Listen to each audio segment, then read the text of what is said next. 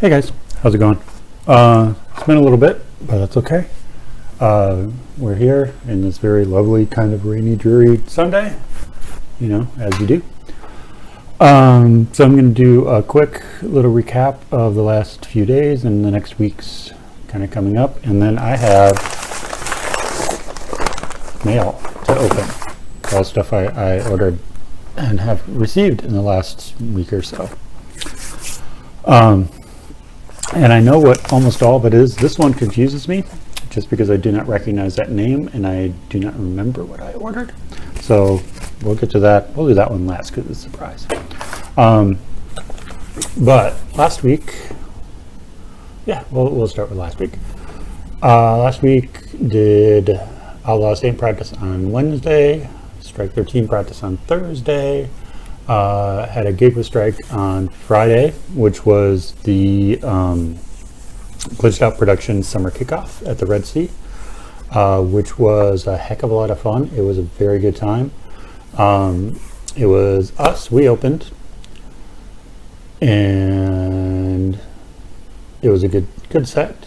I live streamed the whole thing from down by the drum monitor. So if you want to go check that out, I'm sure it's still up somewhere. I'm not sure how that works, but and yeah, for the summer, we for any of us that sees us during the summer, so in the next 2 months, we are going full Hawaiian shirts. A couple of us have Hawaiian shorts, beach themed appeal. So that was fun. And then right after us was a band called the Monties, who you should really check out. They're a younger band, but they're almost like a more Britpop inspired alt rock band, I guess. They sometimes do a 3-piece with Jake from Agony Reigns on guitar. On Friday there was a 2-piece, bass player vocalist whose name I can never remember, even though I'm Facebook friends with them. And then the drummer who I think is freaking awesome. She is really good. And then after that was a band called The Undergrad, who I was outside chatting with some folks, so I only caught a little bit of their set, but what I saw I really liked. I know they were selling at least one CD at the door. I don't know how many other at the door, at the gig, at the show. They had a CD for sale, and I don't know how many other releases they have, but definitely check those guys out. They were really good.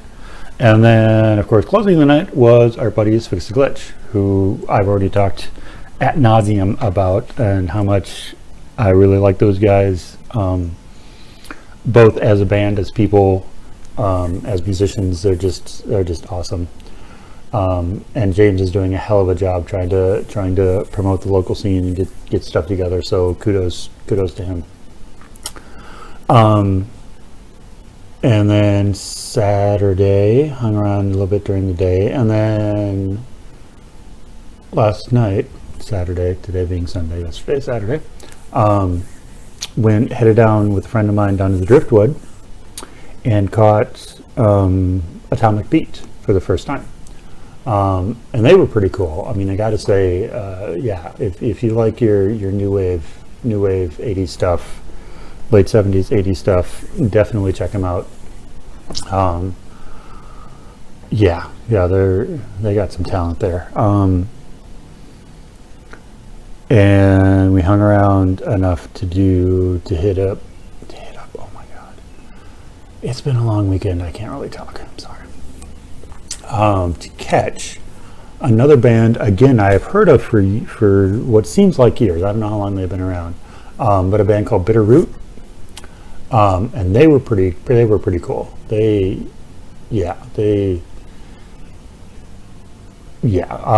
Jam Bandy Um, if you're into that sort of thing, which I'm not usually, but there was something about what they played that sounded felt very familiar and felt very comfortable, and just kind of, you got into that groove, and it was just, and then they pulled out a cover, which took me a little bit to recognize, but it was cool because it was actually one of the deeper tracks off of Deep Purple's Machine Head, which is very cool, which is an album I just freaking adore. And everybody should have that album. It's one of those classics that everybody should own.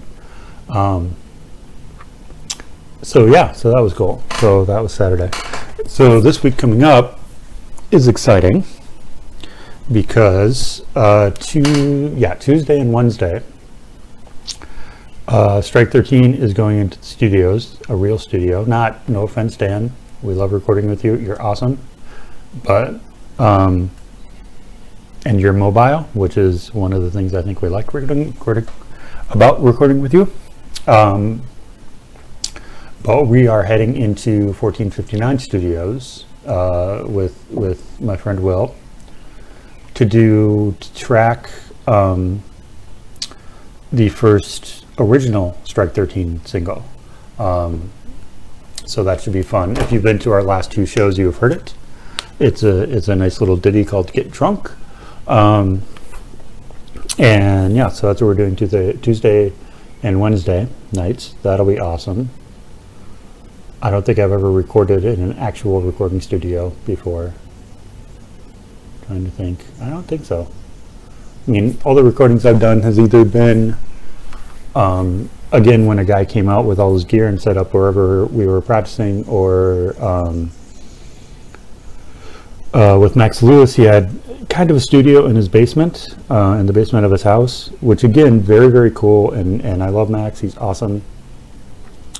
But this will be the first time in like a separate building that's set up as a studio. And also a building where about at least a third, if not a half, of my local CD collection has been recorded. So that will be fun. I'm really looking forward to that. So yeah. So I think that's everything for now. Let's see, doing a recap. Outlaw Saint, Failure's Not an Option, our Ron Raunchy rock opera is out there. You can get it streaming. Should be on all the streaming services, iTunes, Spotify, Amazon Music, all that fun stuff. I know we have a limited number of hard copies, actual physical CDs. If you want one, come out to a show. I'm sure we'll be selling them. Our next show is in July 20th, at the Midway Saloon. So that's all good. Strike 13 also has a single out, song called Bartender, which is a cover, despite people not knowing that it's a cover. It sounds a little bit different than the original, a little bit. And that, again, is available now on all your streaming services. Please go and check both those out. The Covers album that Strike recorded starting last year hopefully will be out fairly soon in the next, by end of summer, I think is the plan to have that out. And then we'll be doing a CD release show. We also have hopefully another couple of interesting and cool shows in the works with Strike. Upcoming on August 16th, I believe. Let me confer. August 16th, Outlaw Saint will be the guest on Ritual Madness podcast with my buddy Greg Chilton. So that should be fun and exciting. I think that's everything. Strike is the Covers EP, and then at some point we'll be writing and recording a few more originals to do an originals EP. And I don't know if we're planning on having that out end of this year, early next year. But at some point, you'll be able to get that too. So, I believe that's all the updates. I think that's everything. So, let's dive into mail, shall we? This first one I can see is from Zero Budget Records. So I'm pretty sure I know exactly what this is. And this is probably something I should have opened a while ago. It's the first Hex Vortices album, full length, which I was really super excited to get because I love these guys. These guys are awesome. And I've had the EP for a long time, which I believe is 3 songs. So yeah, I'm so psyched about this album. And I think they're going to do their Minneapolis St. Paul cities CD release, I believe early August, like the 2nd or the 3rd, somewhere in there. I will pass along details as soon as I get it, because you've got it. If you like old school late 80s thrash, you have to know these guys. You have to see these guys. That's all I'm going to say. We'll do that one. This is from another band which unfortunately has now disbanded, which I got into a little bit too late. I saw these guys once. Actually, I think either the first or one of the first 2 metal shows I saw at the Terminal back in 2015 when I first got back into the scene, had these guys on the bill. These guys, Glutton for Punishment and Blood War. Yes. Yeah. Those 3 bands. And for some reason, it just took me all this time to actually get some of their shit. So I apologize, gentlemen.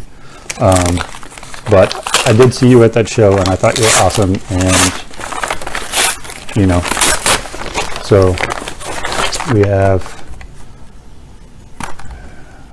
physical copies of the Towering Abomination self-titled album. Something's loose in there, case is cracked, but that's okay. I mean, physical copies, what are you going to do?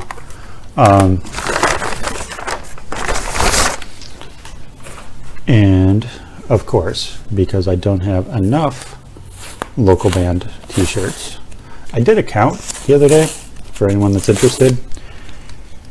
And I think with this guy here, I think I'm up to 114, give or take, local and regional. Which, yeah, that's kind of, but this is just too cool. I had to get it. The gas mask here. I'll try to straighten you out. You got a fold mark in you, buddy. There we go. Gas mask with the big pink Towering logo. That is so awesome. So, wearing this out, maybe at a show, who knows? Maybe playing a show, not with Strike, but maybe playing a show. Maybe I'll wear it on the 20th with Outlaw Saint, who knows? Okay, now this next one, 32nd Street Jazz, and that's exactly what it is. They are like an old school jazz band. And I don't talk about a lot of other genres on here. But I actually am quite a big jazz fan. I'm not a huge vocal jazz fan. In my ears, jazz should be primarily instrumental. But I do dig it. And the special thing with this band in particular is that their sax player there, Miss Mona Wong, I used to work with when I was at Faegre. And that's how I met her. And then we became Facebook friends, and then I've been keeping track of her, and then she's in this new band, and I'm like, hey. Which I've been meaning to check out. They play around, I know they played the Acadia quite often, and I'm not sure where else, but they're a new band, but they sound like an old band, which is kind of cool. So yeah, if you like, good jazz, definitely check these guys out. It's just a, what is it? Looks like it. Yeah, just a 4-piece.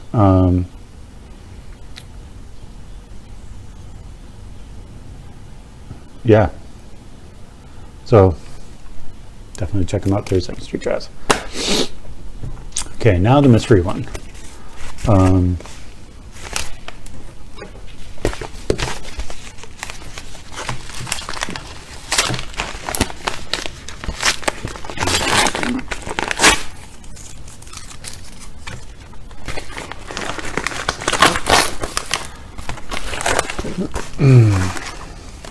Oh, okay.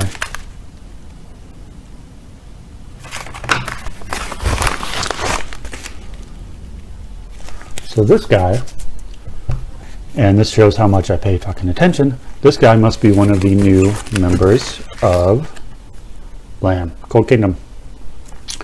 Again, a band I've praised on here countless numbers of times. And of course they switched singers. Danny decided to part ways with Danny. It was all, I mean, nothing hinky happened, just, you know, time for her to move on, which is awesome. And I was at her last show, which was absolutely fucking killer. And so they got a new vocalist, and I think they also acquired a keyboard player. And this is the new album, Into the Black Sky. I mean, cool ass cover art. That is just, you know, Cold Kingdom getting, you know, dark and kind of gothy. But this is cool. And I just saw, because they had, I mean, they're doing shows like in Eau Claire and other places in Wisconsin, places I can't get to. I did see, I think sometime in July, later in July, just announced they're going to be at the Skyway Theater. So I might have to go and check that out. Check them out with the new guys and you know, see how that goes. Yeah, so that's everything I got. That is my haul for this time around. I think I may have one more thing coming. I don't remember what I ordered. But yeah, I think that's all I got. So hang tight. We'll survive another week and everything will be fine. And yeah. Oh, and if you can, this Friday, at the Hook and Ladder in Minneapolis is the dual CD release from Plague of Stars and Sin and Noon, with Aftertime opening and a bunch of other stuff. It's gonna be a wild time. It's gonna be good. I mean, there's gonna be artists there. There's gonna be I know there's some belly dancers and stuff like that there. There's gonna be, I don't know if there's gonna be like aerobotics or whatever, but I mean, it's gonna be an event. It's gonna be a good time. And that's gonna be at Hook and Ladder Friday night. Doors are at 7. I think music starts at 8. Yeah, dual CD release, Plague of Stars and Sin and Noon. They're Sin and Noon's first new album in a long time. It's been a number of years. So definitely check that out if you're able. I'm sure there's stuff going on Saturday too. This weekend is probably packed, just like every other weekend. And then next weekend is, of course, 4th of July weekend, I believe. Weekend after that, I don't know what I'm talking about. Anyway, so yeah, we will catch you guys later.